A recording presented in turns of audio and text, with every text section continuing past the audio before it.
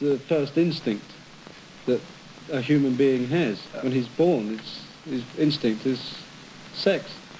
I'm very glad you make that point, you know, because I hold that strongly, that it's an enormously important thing. I mean, you've got... In the early 1960s, pop stars debated with archbishops. And on the day Songs of Praise was first broadcast, it was one of several religious programmes on BBC television. The evening's final programme, at 10:45, was the epilogue. And prayers learnt at his mother's knee. For him, This was a time when the influence of the BBC's first Director-General, John Reith, pervaded the corporation. After there was a Board of Governors over me, in whom de jure all responsibility and authority was vested. I never claimed... In many ways, you've got to go back, right back to John Reith. Here he was, a Scottish Presbyterian. If you like, he believed in the end the most important element in making programmes was the producer's conscience. That, you know, you can't sit in judgment on every one of hundreds and hundreds and hundreds of programmes that are coming out of, say, the BBC. You depend upon the producer's conscience. Now, that tradition is really quite part of the spine of Songs of Praise still. So I wonder if those founding fathers would be surprised that we're now celebrating Songs of Praise 50th birthday. What is their legacy in that, do you think? I think that any of them would recognise still in Songs of Praise the essential elements which were part of its founding genius.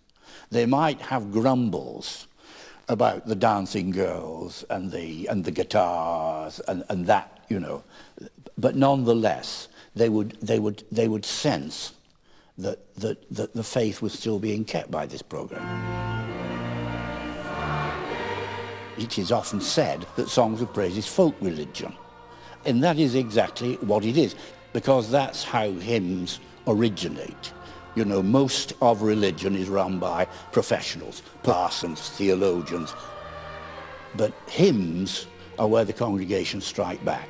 You know, the theologians can say a hymn is absolute doggerel, but if a congregation decides to take it to its heart, sooner or later it will end up in one of the hymn books. My father, who was a coal miner, didn't have much formal education, but was one of the most cultured men I knew, used to say that the half dozen most majestic words in the English language were found in that verse of "Oh, worship the King, pavilioned in splendour and girded with praise."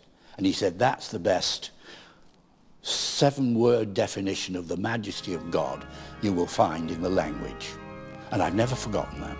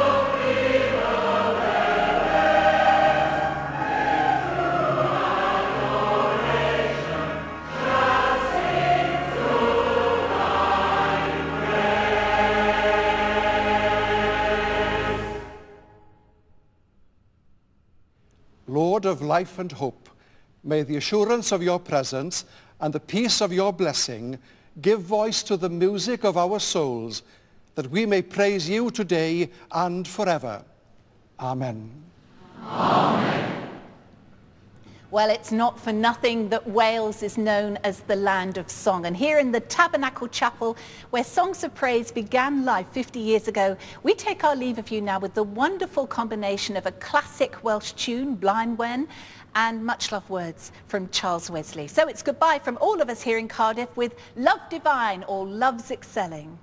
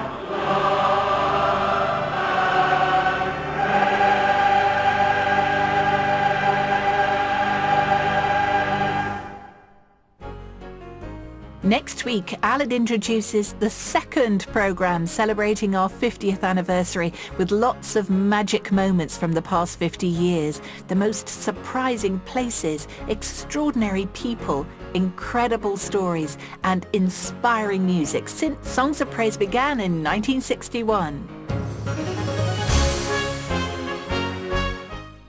And that's next Sunday at 5 o'clock. The news next here on BBC One, and later a new series of the Antiques Roadshow from Manchester.